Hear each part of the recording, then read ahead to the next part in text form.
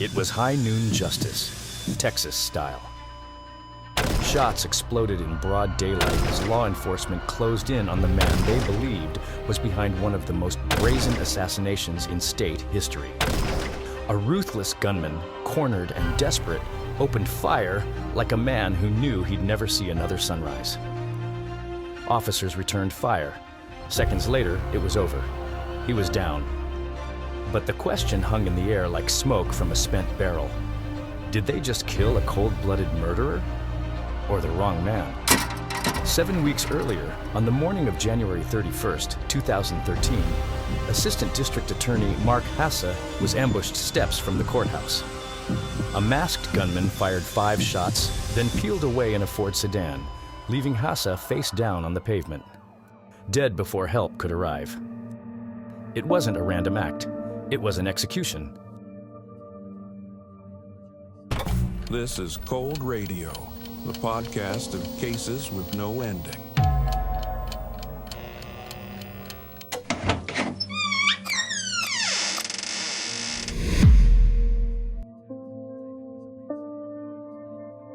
Kaufman County, Texas.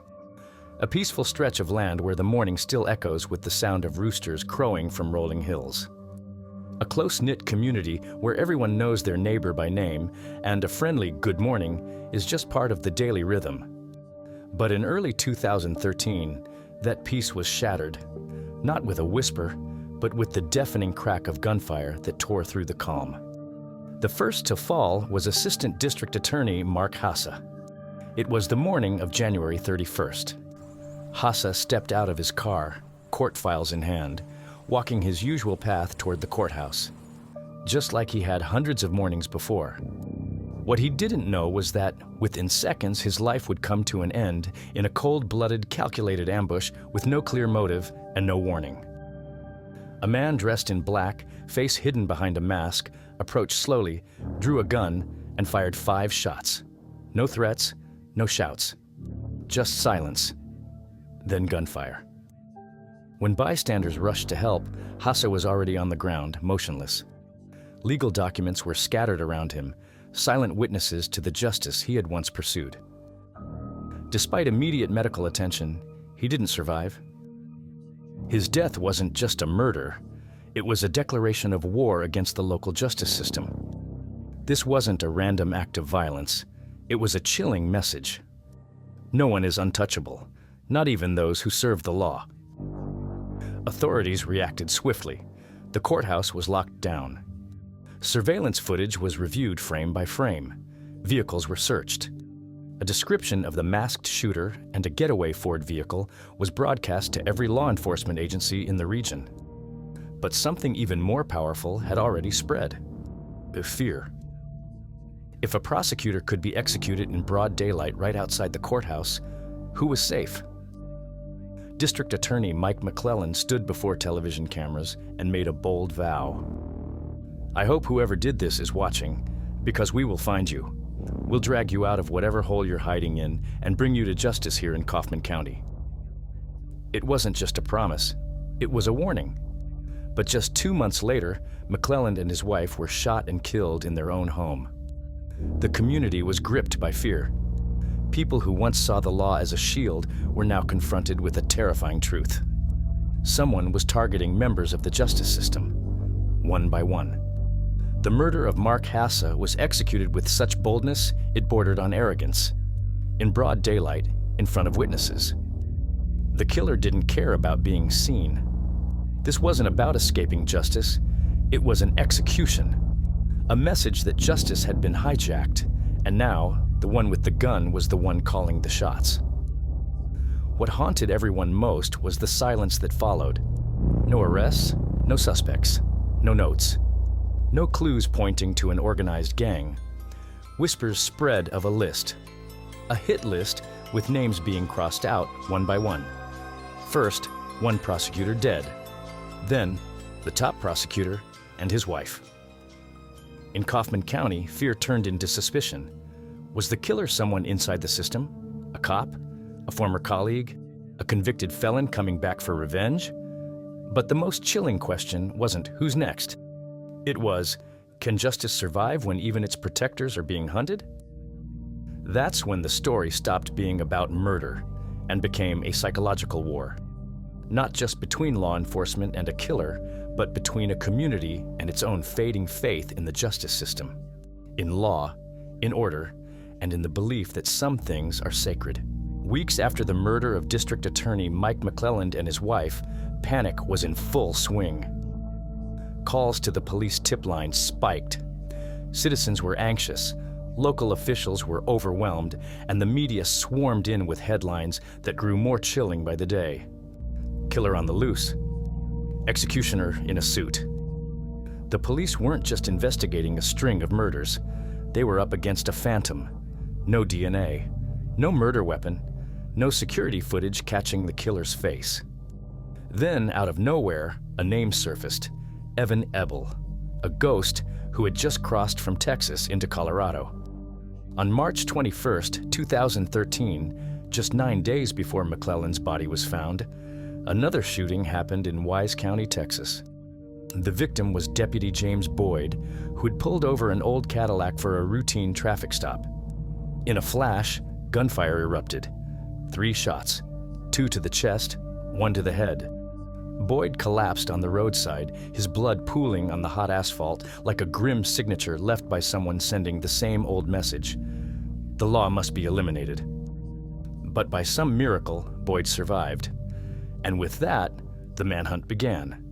The Cadillac took off like a bat out of hell, topping speeds of 100 miles per hour, weaving like the driver didn't care if he lived or died. Smoke poured from the engine, but the car kept going, as if the very soul of it was panicked by whatever was behind the wheel. Police pursued until the car was finally crushed in a collision with an 18-wheeler, a twisted heap of metal. Yet the man inside was still alive. He staggered out, then opened fire on the officers like a cornered animal.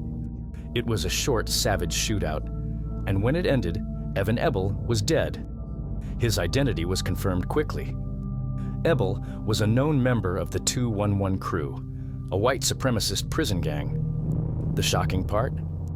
He wasn't supposed to be out of prison. A clerical error had led to his early release by several months. And in just a few short weeks of freedom, he had left a trail of death in his wake. Inside the wrecked Cadillac, police found a Domino's Pizza uniform, a handgun, and most chilling of all, the home address of Tom Clements, director of Colorado's Department of Corrections. And just as suspected, days earlier, Clements had been shot dead after opening the front door of his home. The man on the porch? Someone dressed as a pizza delivery driver. Everything seemed to line up. Hasse, McLelland, Clements, all figures within the justice system. A man who hated the system. A newly freed extremist. Ebel. Was he the one who killed Mark Hasse? Had he quietly slipped back into Texas to continue his personal crusade? The press gave him a name: the Lone Avenger. A lone wolf with no clear logic, driven only by hatred, setting the world ablaze behind him. But something didn't sit right. Clements' killing showed planning. But the Kaufman County murders felt different. They were more refined, more sophisticated. Sure, the anti-establishment vibe was the same, but the execution, the locations, the motive didn't match. Ebel had no connection to Kaufman County. He'd never been prosecuted there. He didn't know Hasse or McLelland. No personal link. More importantly, McLelland and his wife were killed after Ebel's shootout with Deputy Boyd. So, once again, the investigation reset to zero. The real killer wasn't dead, but Ebel's sudden appearance had worked like a smokescreen. A distraction so big, it led law enforcement down the wrong path during the most critical days of the case. And maybe that was exactly the point. In a world where any clue could be a plant, even confusion itself becomes a deadly weapon. Evan Ebel wasn't the shadow killer stalking Kaufman County, but his death gave the real murderer more time, more cover, and a deeper darkness to hide in. In Kaufman County, folks used to think of Eric Williams as a kind of old-school genius. A man with a photographic memory, a deep knowledge of the law, and the polished appearance of someone who might have stepped straight out of a textbook titled The Ideal American Man. Former judge, Freemason, law school graduate, member of the state militia. But if you asked anyone who had actually worked with him, they'd just smile, lean in, and whisper, "Eric's a little strange." That strangeness began to show itself in 2011 when Eric was arrested for, of all things, stealing 2 old computers from the courthouse. Sounds like a joke, doesn't it? A former judge, someone who once presided over serious criminal cases, sneaking into the courthouse after hours and lugging out 2 bulky desktop computers thinking nobody would notice. Problem was, the courthouse had security cameras. Eric got caught, and when asked why he took the computers, he said he had permission. But there was no paperwork, no emails, no witnesses. Just one grainy video of him quietly walking out with the hard drives in hand, his face calm, as if he were just running an errand. Many believed he wasn't after the computers themselves, but the data inside them. Case files, evidence, or something darker. And here's the bizarre detail, one that sparked more than a few heated debates. When police first searched Eric's home in 2013, they didn't find the stolen computers. But they did find a wig, women's underwear, and a strange diary filled with photos of a hand puppet. Inside, Eric described imaginary mock trials he staged by himself, starring a puppet named Judge Justice. In these fantasy trials, Judge Justice had the power to burn alive anyone he deemed unworthy. And every trial ended with a death sentence. This diary was entered into the investigation files, but never presented in court. Not enough to prove mental illness, but enough to leave Cold Radio listeners tonight wondering, were we dealing with a killer, or a man slowly unraveling from reality? Back to the real case. In 2012, after being prosecuted by Mark Hasse and Mike McLelland, Eric Williams went from respected authority to public disgrace. Convicted of felony theft, he lost his judgeship, had his law license revoked, and was branded the thief in robes in open court. A year later, both of the men who prosecuted him were dead. At first, police didn't suspect Eric. Nobody thought a guy caught stealing computers could be capable of cold-blooded murder. But then the puzzle pieces started falling into place. Surveillance cameras near the McLelland home caught a white Ford Crown Victoria passing by around the time of the murders. Coincidence? Maybe. But it matched the type of vehicle used in the Mark Hasse shooting. Police called Eric in for questioning. He didn't hesitate. He wasn't nervous. In fact, he went on camera. In one local TV interview, Eric stood tall, looked calmly into the lens and said, "I'm heartbroken over what happened to my former colleagues. But the fact that the police are mentioning my name shows they're doing their job thoroughly." That faint smile at the end, it kept people up at night. But at the time, police had nothing solid. No weapon, no physical evidence, no warrant. Until Eric, in a move no one expected, fell into his own trap. On April 11th, 2013, Eric fired his private attorney and called the police himself, saying he wanted to fully cooperate. A surprising, and frankly dumb, move if you're hiding something. Detectives paid him a visit. Casually, they asked, "Mind if we take a quick look around?" Eric smiled and said, "Sure." That search turned up body armor, weapons, a taser, and, most disturbingly, a printed slip with login details to an anonymous email account that had been used to send threats to judges. But the real break came when a man named Roger, an old friend of Eric's, reached out to the police. Roger said Eric had asked him to rent a storage unit in his name back in late 2012. At the time, it didn't seem odd. But now, he was suspicious. That key unlocked a nightmare. Inside the unit, police found a stockpile of weapons, fake police uniforms, Halloween masks, and, finally, the long-suspected white Crown Victoria. The man once dismissed as a petty thief had been hiding a full-blown death workshop. Of all the killers we've talked about on this show, some have killed out of rage, others for money, some because of twisted trauma from childhood. But with Eric Williams, it was different. He didn't act alone, and that fact made him far more dangerous. The police didn't catch him through DNA, not because he slipped up and left a trail, but because of a woman, Kim Williams, his wife, his driver, his witness, and, at first, his accomplice. Kim had once worked in healthcare. She was sharp, composed, a former military woman. By the time she met Eric, she was a middle-aged woman who'd already been through one failed marriage. Eric came into her life like a promise that from now on, she would no longer be invisible, no longer forgotten. During the early investigation, Kim stayed silent. She didn't confess, but she didn't deny anything either. Still, detectives knew Kim was the only link between Eric and the truth. And then, after weeks of questioning, she began to talk. And when she did, the truth came pouring out like floodwater.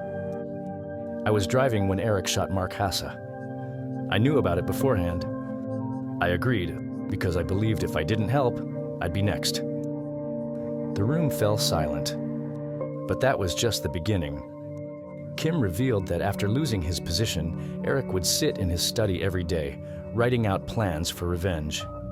He drew diagrams of the prosecutors' homes, logged their schedules, tracked every move like a spy. He wasn't angry. He was methodical, Kim said, as calmly as if she were reciting a recipe. He wanted each death to mean something. It wasn't about killing, it was about punishment. On the morning Hasse was gunned down, Kim drove to an alley near the courthouse. Eric got out with a handgun tucked inside his coat and a homemade Halloween mask. Kim stayed behind the wheel, hands trembling. She didn't say a word. Only when Eric jumped back into the car and shouted, "Drive!" did she snap out of her trance. In that moment, I didn't feel anything, like I was living someone else's life. After that, Eric was electrified.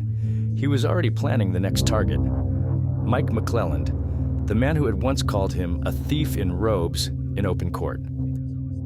Kim said the night before the murders, Eric walked out of the dressing room wearing a tactical vest that read Sheriff, a cowboy hat, and a grin like he was prepping for an action movie. He turned to me and said, "They'll never guess I used to be a judge, huh?" That morning, they drove the Crown Victoria to the McLelland's home. Kim stayed in the car. Eric got out, carrying a sawed-off shotgun. She couldn't look, but she heard the shots. 1, 2, 3, 4. Then, silence. Eric came back, calm as ever, took off the vest, folded it neatly, and put it in the trunk. Kim asked, "Did you have to shoot her too?" Eric replied, "She was groaning. I had to shoot again."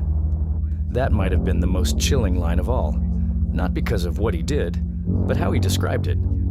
Like life was just a nuisance, like a sound that needed to be turned off. But what came next was even more disturbing. Kim said, "After that, we went to my parents' house. We grilled steaks, had wine. Eric told jokes. No one knew that the man eating that steak had just killed 2 people. Then Kim dropped one last detail, the one that made officers physically recoil. Eric had a list, a hit list, and the next name was a judge, Glenn Ashworth. But this time, Eric didn't want to use a gun. He said he'd use a bow and arrow, then cut him open and pour acid inside. When the police asked, "Why acid?" Kim answered in a low voice. He said it'd be the kind of death he couldn't judge his way out of. Kim didn't cry. She didn't ask for forgiveness. She just talked. She told it all. And with that confession, the curtain that had hidden the truth for nearly a year was finally pulled back. No more speculation, no more theory. Eric Williams, judge, attorney, the man who once stood behind the bench, was now standing before it. And everything he had once upheld, he had destroyed with his own hands. December 8th, 2014. After over a year of intense investigation, the trial finally began. One name appeared on every newspaper, every broadcast.